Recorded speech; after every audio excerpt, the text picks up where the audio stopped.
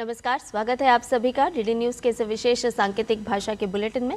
आपके साथ मैं हूं संध्या शर्मा और मेरे साथ है मेरे सहयोगी शरद मुदगल। आइए बुलेटिन की शुरुआत कर लेते हैं हेडलाइंस के साथ। संसद में आज राष्ट्रपति के अभिभाषण पर धन्यवाद प्रस्ताव। लोकसभा में केंद्रीय मंत्री सर्बानंद सोनोवाल पेश करेंगे चर्चा का प्रस्ताव।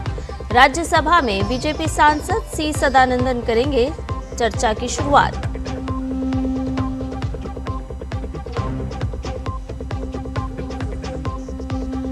राष्ट्रपति द्रौपदी मुर्मू आज से ओडिशा की 5 दिन की यात्रा पर।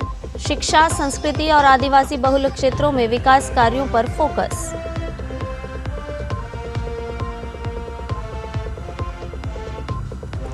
एमएसएमई को लोकल से ग्लोबल बनने की ताकत देगा देश का बजट। पीएम मोदी ने बजट को बताया ऐतिहासिक, कहा भारत की ऊंची उड़ान का आधार है बजट।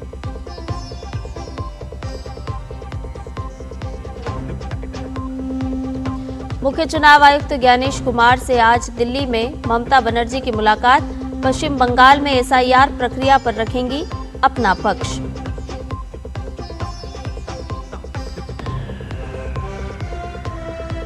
रूसी ड्रोन हमले में निप्रो में कम से कम 12 की मौत। शांति वार्ता के अगले दौर की घोषणा के कुछ घंटों बाद ही सैनिकों को ले जा रही बस को बनाया निशाना।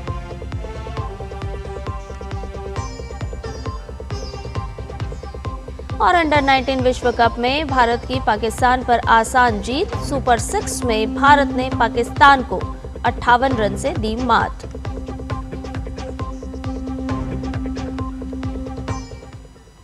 सभी खबरें विस्तार के साथ। सबसे पहले बात संसद के बजट सत्र की। संसद के दोनों सदनों में आज राष्ट्रपति के अभिभाषण पर धन्यवाद प्रस्ताव पेश होगा। केंद्रीय मंत्री सर्बानंद सोनोवाल लोकसभा में ये प्रस्ताव पेश करेंगे, जबकि भाजपा सदस्य तेजस्वी सूर्या इसका समर्थन करेंगे। संसद के बजट सत्र की शुरुआत 28 जनवरी को राष्ट्रपति द्रौपदी मुर्मू के अभिभाषण के साथ हुई थी, जिसके बाद 29 जनवरी को आर्थिक सर्वेक्षण की रिपोर्ट पेश की गई थी। वहीं कल वित्त मंत्री निर्मला सीतारमण ने बजट पेश किया। बात करें राज्यसभा की, तो यहां भी राष्ट्रपति के अभिभाषण पर धन्यवाद प्रस्ताव पेश करने के बाद इस पर चर्चा शुरू होगी। भाजपा के सी सदानंदन मास्टर ये प्रस्ताव पेश करेंगे और उनकी पार्टी के सदस्य मेधा विश्राम कुलकर्णी इसका समर्थन करेंगी। राष्ट्रपति द्रौपदी मुर्मू आज से 5 दिवसीय ओडिशा दौरे पर रहेंगी। इस दौरे का मुख्य उद्देश्य शिक्षा, आदिवासी कल्याण, संस्कृति को बढ़ावा और आदिवासी बहुल क्षेत्रों में विकास कार्यों पर ध्यान केंद्रित करना है।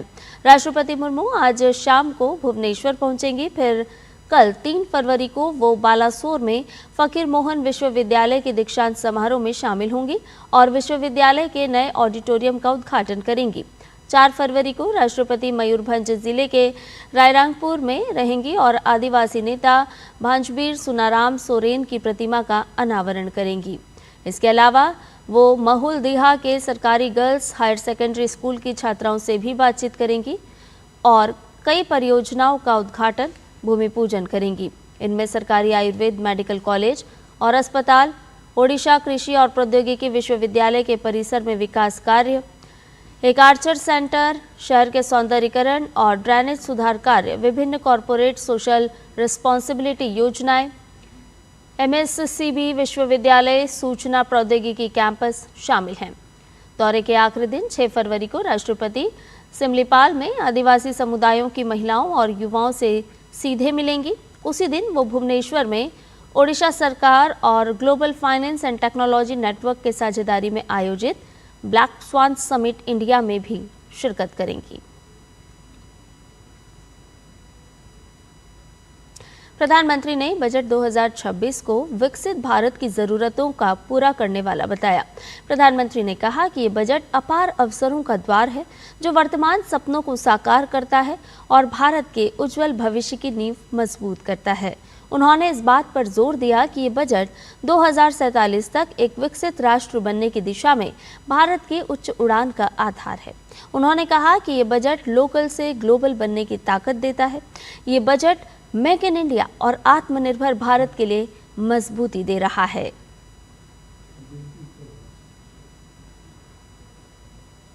जिस मजबूती के साथ समर्थन दिया गया है वह अभूतपूर्व है।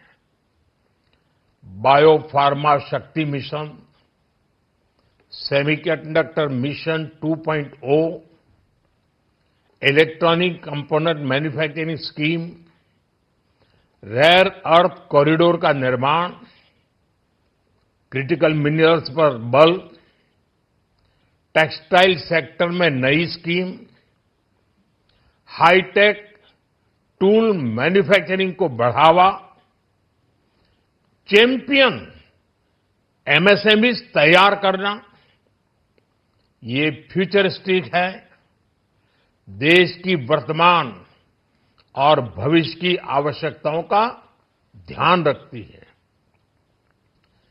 एमएसएमईज को, हमारे लघु और कुटीर उद्योगों को जो समर्थन इस बजट में मिला है वह उन्हें लोकल से ग्लोबल बनने की नई ताकत देगा।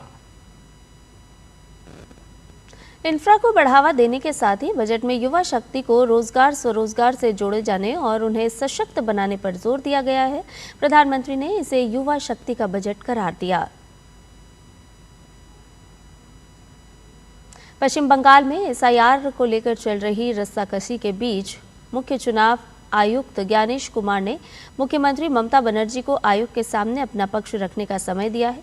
पश्चिम बंगाल सरकार की तरफ से एसआईआर को लेकर लगातार आ रही शिकायतों के बाद चुनाव आयोग ने सरकार को अपना पक्ष रखने का समय दिया है। ममता बनर्जी नई दिल्ली में मुख्य चुनाव आयोग की मौजूदगी में आयोग के सामने अपना पक्ष रखेंगी। इस दौरान वो पश्चिम बंगाल में जारी एसआईआर प्रक्रिया पर आ रही दिक्कतों पर चर्चा कर सकती हैं। आयोग के साथ इस मुलाकात में ममता के साथ पार्टी नेताओं का एक प्रतिनिधिमंडल भी होगा। हालांकि इस बैठक से पहले ममता सरकार एसआईआर को चुनौती देते हुए निर्वाचन आयोग और राज्य के मुख्य निर्वाचन अधिकारी के खिलाफ उच्चतम न्यायालय में याचिका भी दायर कर चुकी है। इस मामले पर सुनवाई होना अभी बाकी है। जम्मू कश्मीर विधानसभा का बजट सत्र आज सुबह उपराज्यपाल मनोज सिन्हा के अभिभाषण के साथ शुरू होगा। सत्र की शुरुआत के बाद विधानसभा अध्यक्ष अब्दुल रहीम राठौर उपराज्यपाल के अभिभाषण की प्रति सदन के पटल पर रखेंगे। मुख्यमंत्री उमर अब्दुल्ला के नेतृत्व वाली सरकार का ये दूसरा बजट सत्र है जिसमें वो 6 फरवरी 2026 को आगामी वित्त वर्ष का बजट पेश करेंगे। रमजान और ईद के चलते इस सत्र में 20 फरवरी से 26 मार्च तक 35 दिनों का लंबा अवकाश रहेगा। ये सत्र 4 अप्रैल 2026 को समाप्त होगा और इसमें कुल 22 बैठकें प्रस्तावित हैं।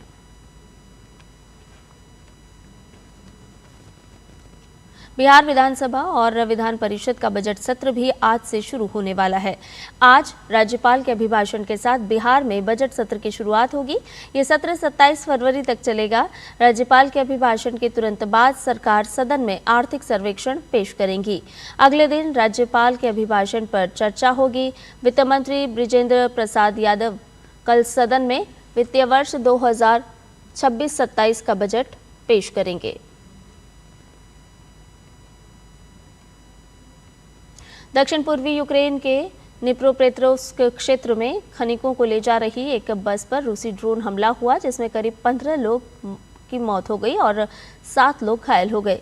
राष्ट्रपति वोलोडिमिर ज़ेलेंस्की ने पीड़ित परिवारों के प्रति संवेदना व्यक्त की और इसे ऊर्जा कर्मियों पर लक्षित हमला बताया।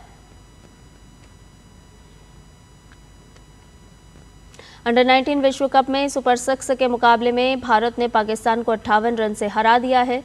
जीत के साथ भारतीय टीम ने सेमीफाइनल में स्थान बना लिया है।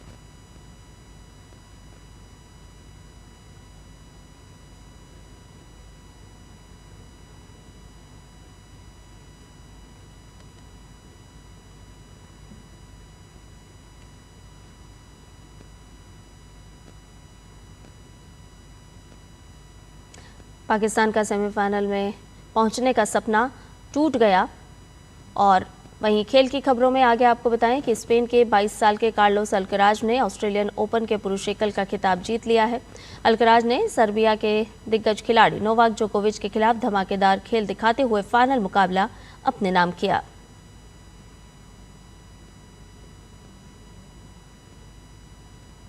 और इसके साथ ही हमारे इस विशेष सांकेतिक भाषा के बुलेटिन में फिलहाल के लिए इतना ही।